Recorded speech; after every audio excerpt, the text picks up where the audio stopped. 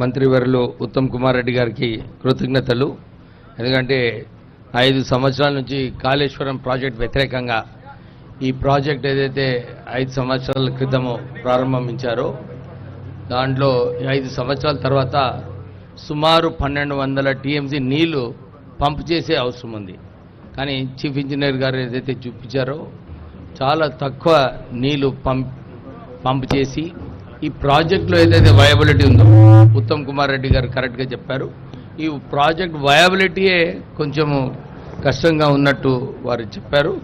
నిజంగానే 2 టీఎంసీ నీళ్ళే ఇంకా ఆపరేషనల్ కాలేదు, కానీ 3 టీఎంసీ నీళ్ళకు కూడా ఖర్చు పెట్టిన సంగతి పాత ప్రభుత్వం కేసీఆర్ గారు ఏదైతే చర్యలు తీసుకున్నారో అంటే ప్రజాధనాన్ని ఏదైతే దుర్వినియోగం అయిందో చెప్పడం జరిగింది.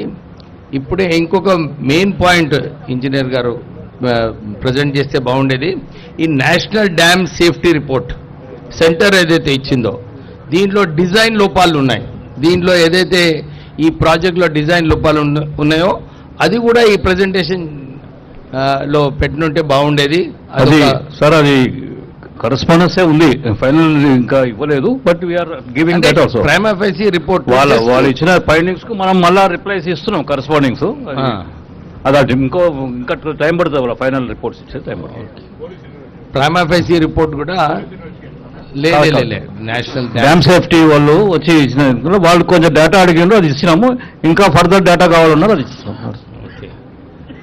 ఇంకొక విషయం ఏంటంటే వెంకటరెడ్డి గారు చెప్పినట్టు 152 మీటర్స్లో ఇంతకుముందు ఉన్న ప్రాజెక్టు ఇంప్లిమెంట్ చేస్తుంటే కేవలం 3850 ఎకరాలు రిహాబిలిటేషన్ ఉండే.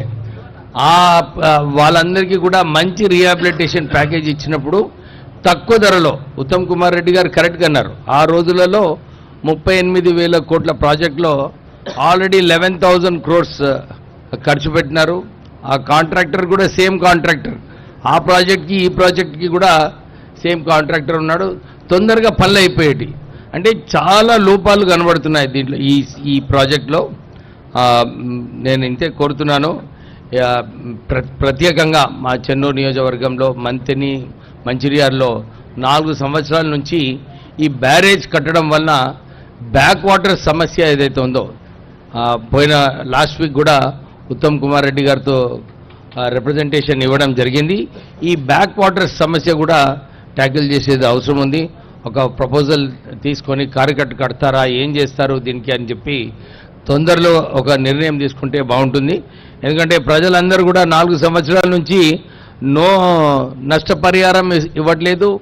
వారి ఎవరు కూడా విజిట్ కూడా చేయడం లేదు ఎవరైతే నష్టపోయినారో. నేను మంత్రి గారికి రిక్వెస్ట్ చేస్తున్నాను ఈ సమస్యను తొందరలోనే, ఎందుకంటే 1-2 monthsలో ప్రపోజల్ ఏదైతే మీ ముందుందో తొందరగా ఎక్స్పెక్ట్ చేసి ముఖ్యమంత్రి గారితో మాట్లాడి ఇది కూడా వచ్చే వర్షాకాలం ముందు ఇంప్లిమెంట్ చేస్తే బాగుంటుందని చెప్పి కోరుతూ ఈ సమయం ఇచ్చినందుకు మీకు కృతజ్ఞతలు. Thank you.